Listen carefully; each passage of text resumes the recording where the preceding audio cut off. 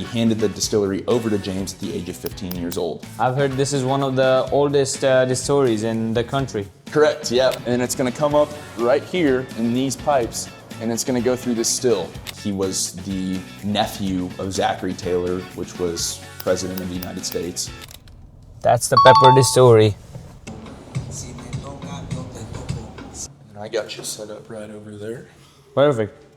I've heard this is one of the oldest distilleries in the country. Correct, yeah. We're the oldest brand being actively produced in the state of Kentucky. So we started distilling in 1780, operated all the way up until the 1960s, and then we did close for about 50 years. And it wasn't until 2008 that the brand was repurchased, and then 2017 is when we fully started redistilling on site. Oh wow, very cool. What brought you into bourbon? So I actually I'm from St. Louis, Missouri originally. Oh my God. And then I moved to Kentucky to come to school. So I went to University of Kentucky, so obviously right in town. Senior year of college, I became a tour guide at a distillery. And then— Which one? I used to work at Buffalo Trace. I was a tour guide at Buffalo Trace. Frankfurt. Yep. So I was out there. I did that the whole year. I pretty much worked full time out there because I was taking easy classes. So worked out pretty good. And then about a year after that, so once I graduated, I went straight into sales, and I was in sales with Sazerac, the parent company, Buffalo Trace. Yeah. And then I did that for about a year and a half, and then came over to this side. And over here, I'm a market manager, but I pretty much handle everything. So I do market visits, I travel the country. I'll go to whiskey shows, festivals, I'll go to trade shows with distributors.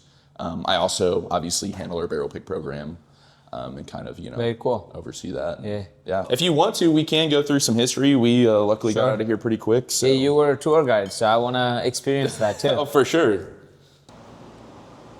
But this is our still right here. This thing? Yep. So we have— It's much smaller than the other distilleries. Well, it's this one too. So this is our column still, and then that's our doubler. So the nice thing about our distillery is everything's kind of in one spot as far as distilling.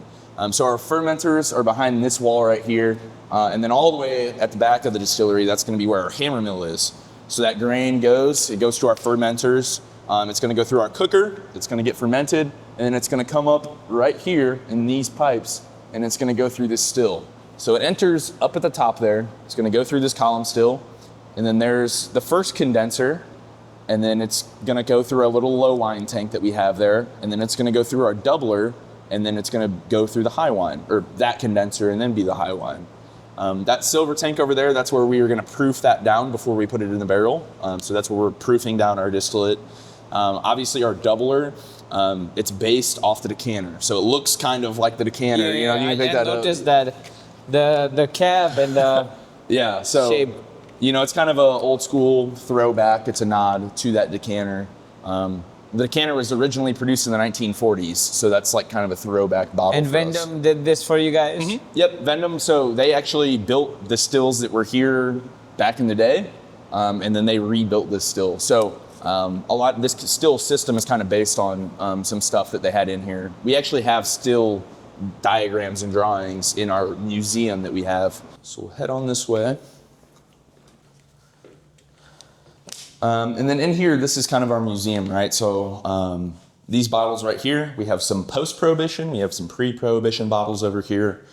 We did operate through the Prohibition, so that is one thing that we did make. Now, we did not have a medicinal whiskey license, so we did not produce medicinal whiskey. We weren't actively distilling, but we were able to still sell the product that we had aging. So that's kind of like the loophole that we operated under. So this is James E. Pepper. So he was a third generation distiller. He's not the one that started the Pepper family distillery. It was actually his grandfather is the one who started it. So he started up in 1780 up in the Northeast, and then he moved us down here to Kentucky by the early 1800s. Our original property in Kentucky was located in Versailles, which is modern day Woodford Reserve. Yeah. So their fermentation room out there was our original distillery. Now that was the family distillery. His grandfather was out there, his father, and then his father had a very untimely death. So he handed the distillery over to James at the age of 15 years old. I don't know about you, but at 15, I could not run a distillery. Yeah. So James's godfather had to help in. And who was James's godfather? No other than E.H. Taylor. Oh, wow. Yeah, so E.H. Taylor stepped in. He ran our distillery at our Versailles location and then handed it over to James. Now, if you know anything about E.H. Taylor's history, he went bankrupt several times. So the first time, not necessarily the first time, but one of the times that E.H. Taylor went bankrupt, he came back to James and said, hey man, remember when I ran that distillery for you when you were 15 and I lent you all that money? I'm gonna need that money back. James didn't have the money, so he had to lose that property. So he lost the family distillery out in Versailles. And then he was out of the business. So he spent some time in wine, he spent some time in horses, and he wanted to save up. And then he purchased this distillery, which is where we are now. He purchased this in the early 1800s. It used to be the Henry Clay Distillery. Then it turned into the James E. Pepper Distillery, obviously.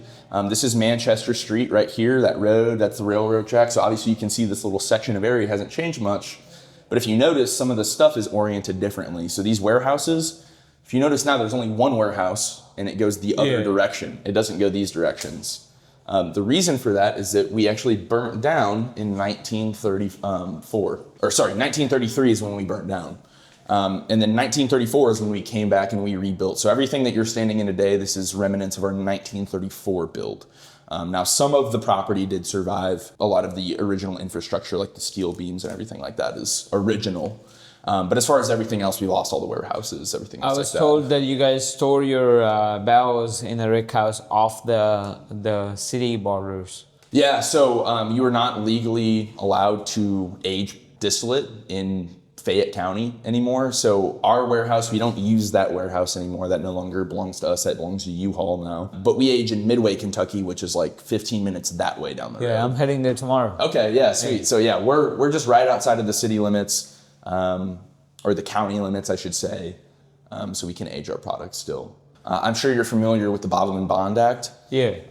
So a lot of people don't know that James E. Pepper was also very involved with the Bottle and Bond Act. So if you know anything about Bottle and Bond, right, E.H. Taylor had a large political pull. He was the nephew of Zachary Taylor, which was president of the United States. So obviously a lot of political connections in that family. E.H. Taylor was the nephew of Zachary Taylor? Correct. Oh, yes. wow. President of the United States. So he had a lot of political influence and pull, especially E.H. Taylor. He spent a lot of time in New Orleans and in Kentucky.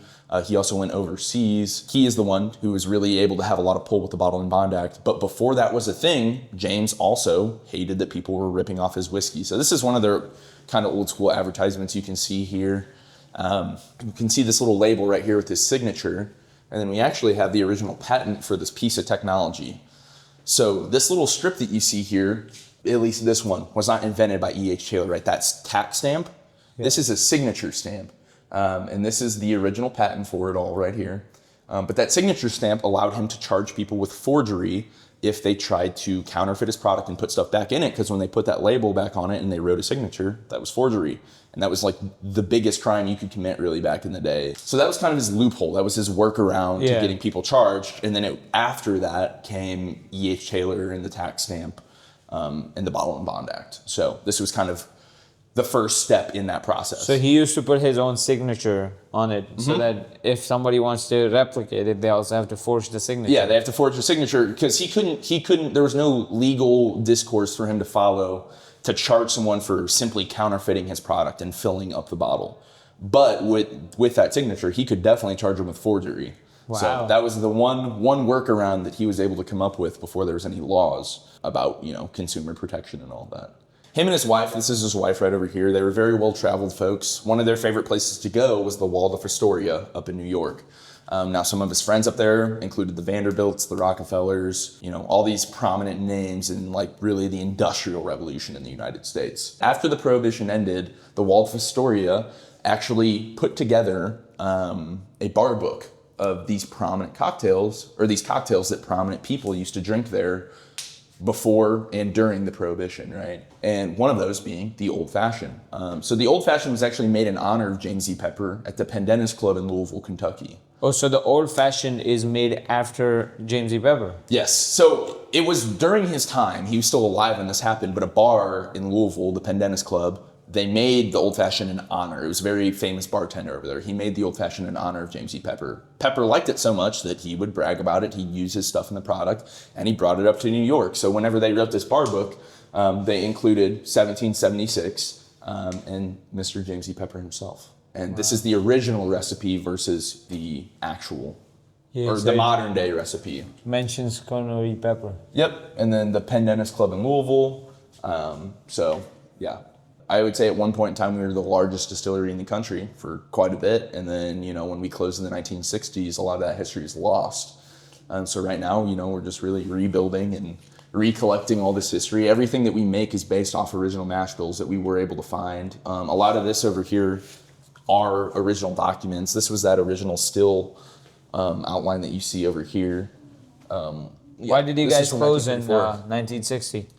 So we were owned by the Shenley Company at that point in time. If you're not familiar with the Shenley Company, they were really one of the first liquor conglomerates, at least in the bourbon industry. They owned Pepper at that time. They owned Buffalo Trace. My family also had a distillery. They owned them. Now the thing about your family had a distillery? They did, yeah. What's the name of the distillery? It's called Westerfield. Westerfield. No longer around. Used to be in Kentucky. That's a whole nother story. It's pretty crazy. And you're from St. Louis, Missouri. Yeah, I don't have any family in Kentucky, so I found that out somewhat recently. Wow. And it was pretty crazy to find out that my family was here before. But yeah, so during that time, the 1960s to 1990s is what I like to call the bourbon recession. No one was drinking bourbon. So the Shenley Company had an issue because they were very overextended. They owned a lot of these major bourbon distilleries in Kentucky. So when that decline in the bourbon industry happened, they were out of luck. So they started closing distilleries one by one. They closed us, they closed a few others. And then unfortunately, they went out of business. So they were out of business by the 2000s for sure. I think the 1990s is when the Shenley Company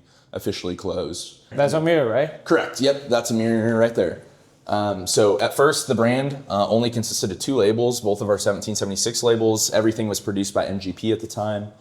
And that was, in order to gain money to really build this place back up. And then once, we started selling more and more 1776 to kind of get some more money for our distillery. 2017 comes around, we're finally able to run our own distillate for the first time and start making our own product. And as it stands today, we make everything ourselves except for our 1776 bourbon. That's the only thing that's contract distilled still. Wow. Why does that bottle look like the Crown Royal? This one. This is just the old school, bottle that we had. We get a lot of people say that this one looks like the JTS Brown bottle. Oh yeah. If you ever seen that one. Or old granddad. JTS Brown was owned by Shenley at the same time. So they had the rights to the label, so it kind of spread between the brands. And then they just ended up taking it because we closed. Yeah. And then they still produce that label. We don't produce it anymore, obviously, because it's their label now. But this is identical to that JTS Brown logo. Very cool. So, and that's the oldest bottles. Yep. So those are our old. Some of those are pro Prohibition. A lot of them are after Prohibition. This is that decanter. This is the old school one. So this one was the one produced in the 1940s that our current decanter is based off of. So kind of that throwback edition, so to speak. This is a good quote by Pepper too. Says, "I feel like $1 million before taxes, of course." So I don't know. He's a very, well-liked man in his time. He's published in New York Times several times. Very popular guy back in the day. Yeah, and that's him, right? Yep, that's him right there. This is a picture at the Waldorf Astoria, and it was published in New York Times. So. In New York Times. Mm-hmm. Oh. Yeah. No, he was, like I said, he was a very famous man back in the day. They had an advertisement in the 1776 paper. Yes, this is a Life magazine ad that we had. Wow. So even then, even up to the 1940s, it was still a prominent and well-known brand. Here's a really famous fight, Johnson versus Jeffries. This is just a very historic boxing match overall, but in the background you see that James E. Pepper whiskey. And that's actually how Amir found the brand, was through this. He used to watch the... He's very into boxing, and he watched this documentary, he saw it, and he's like, why have I never heard of this brand before? And then he did some digging, and a year, if not more, of research after that, and repurchased the rights to the brand. So this is kind of what inspired it all, but some of these original advertisements during the early 1900s, that is what led Amir to find our brand in the first place. So, very cool. Pretty sweet, man. We'll go ahead. I'll get these poured. We can kind of go over some more history after the tasting. Sure. So we got 3 different samples for you to try today. Now we can do this one of 2 ways. We can I can tell you everything up front, mash bill, age, everything like that, barrel information. I think you should keep it to yourself, and then after I try. Taste? Yes, sir. Okay, let's do it that way. I like it. That's that how way. I like to do it too. So we're on the same page there. Yeah, so sweet. This is the bourbon. Correct. This is our bourbon. We don't have a bottle in here right now, but it'll be in that decanter bottle. It'll have a custom neck label. It is going to have the age statement, the barrel number, the mash bill code. Okay. And yeah, all that good information on it. So the first one, I'm getting a lot of buttery notes. Not as much vanilla. Yeah. Some rum notes as well, for some reason. Oh, wow. What's the proof on this one? The proof on that first one is going to be 110.4. 110.4. Another thing that we do, I'm not sure if you're familiar with, is we do have a lower entry proof into the barrel. So like all of these are going to be barrel proof and it's going to be bottled at barrel proof. Our entry proof is a lot lower, so it comes out to the 110 range. Okay. Almost every time. So this is barrel proof or? Barrel proof, yep. Okay. But again, we end up, closer to 110 every time. I'd say give it a proof point and a half, maybe 1.5. We go either way. It just kind of depends on the barrel and, its individual aging cycle, but pretty close every time in that range. This one has a lot of chocolate notes. So all of our barrels are coming from the Kelvin Cooperage in Louisville, Kentucky. If you're not familiar with them, I'd say they're the most traditional out of all the cooperages. All these barrels are going to be charred on an oak fire. And then they have individual coopers that determine when that barrel's ready. So versus another place, like if you go to a more mechanical cooperage and they have everything on a timer, right? If you get a barrel char number 3, it's going to be the same exact time every single time. What does Kelvin do? We use a char number 3 too, but the individual coopers are responsible for determining if that barrel is ready or not. So we use a char number 3 on pretty much every barrel we get. We have experimented with different chars on the barrels. But that being said, a char number 3 from Kelvin isn't necessarily a set time. Now, from what I know, it's 30 to 60 seconds. Again, that cooper is going to look at the site and he's also going to smell.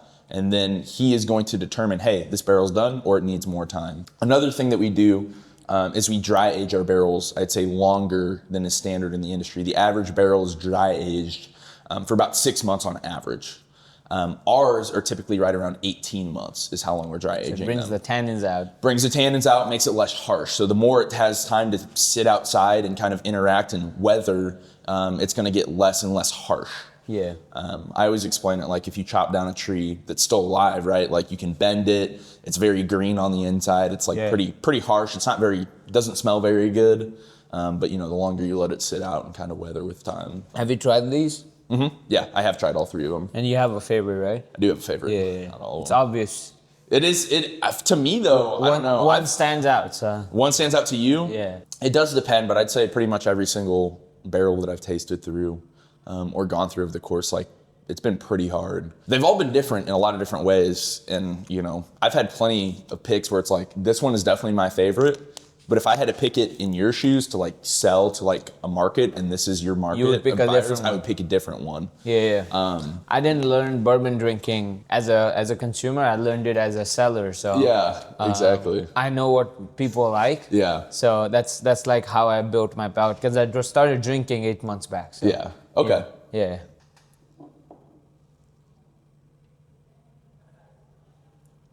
Is there one calling your name yet in particular that you don't like? I think I've decided. One that I don't like is this one. It's very flat. Yeah. This one's oaky, but the nose is still very like modest. Yeah. But this one, the nose is just amazing. Yeah. Which one was your pick? 2 and 3 were my 2 that I lean towards more. Again, I actually prefer 1, but I think the nose on it is a little harsh. Yeah. And also maybe doesn't have as much character. Sometimes I like that. Sometimes I like the feeling of being able to like really taste and experience that bourbon. Again, from a market side, like consumer point of view, I definitely like 3 a lot more. I think 3's got a lot of rich character behind it. It's very structured. Yeah, I think it's got a lot of character on the nose, a lot of development on the nose. And then as far as the finish, the aftertaste, everything like that, I think it's very complex. You get a lot of different flavors. It's also one of those pours. I find it pretty often with a lot of our barrel picks is like, it's gonna develop as you drink it. You're not necessarily gonna get the same experience every sip, which is something that I really enjoy. It kind of develops over time and the more that you drink it. Yeah, this is really good. Yeah, but The third one. Yeah. No, lots of great flavor on it, you know. Well, you're chugging the monster, huh? Oh, you know, I'm a big monster lover. It gets me ready. Have you tried Ghost? I have tried Ghost. Does Ghost make anything sugar-free or no? Oh, everything's sugar-free. Really? Okay. It's really good. That's my favorite. Interesting. I didn't know that. I kind of assumed that they had a lot of sugar stuff. So this is our rye right here. This is just going to be, let me double check. Yeah, so this is our bottled and bond rye. It's going to be 4 years old. It's going to be 100 proof. Everything that we make is unfiltered. So even your barrel picks that you just tried, all unfiltered. I always explain that to people, like if you're going to a fancy restaurant and you get a steak. That's 100 proof, right? This is 100 proof, yeah. I can't taste the alcohol. Our rye single barrels in particular, they're pretty good too. I'll be honest, I'm not a big fan of rye whiskeys, but It's pretty good, yeah. That's pretty good, yeah. Yeah. No, Very nice to meet you, man. Hey, nice to meet you as well. That was probably the quickest barrel pick I've done so far. Just three tasters. I personally prefer going into the barrel room and just trying whatever I want. But these big distilleries, you have to adhere to the smaller sampling sizes, which is fine because one of them was exceptional, so that was good. The first two, when I tried, I was like, man, I wish I could ask for more samples, like a more diverse sample size, but it's okay. The third one was really good, so yeah, I'm super happy with what Old Pepper is putting out there. The Old Pepper distillery has been around forever now. After I saw the history of it, I thought it was like maybe sort of in the middle of Prohibition or something like that, but it's actually much older than I thought it would be, so that's pretty cool. Next, I think I'm just gonna explore the city, go to some good food places, and try to get into bluegrass distillers today instead of tomorrow. So I just got done with James E. Pepper. You see the 1776 right there. Yeah, I'm about to head to Midway, Kentucky. That's where Bluegrass Distillers is, and it's going to be a lot of fun. Today is a lot of barrel picks, a lot of distilleries. So started with Dark Arts Whiskey House, which is right here, this building right here, and then there's James E. Pepper right there, which I went to right after. And now at 2 p.m. it's about 12:30. So at 2 p.m. I'm heading to Bluegrass Distillers. That's where I have my appointment. Thank you so much for watching.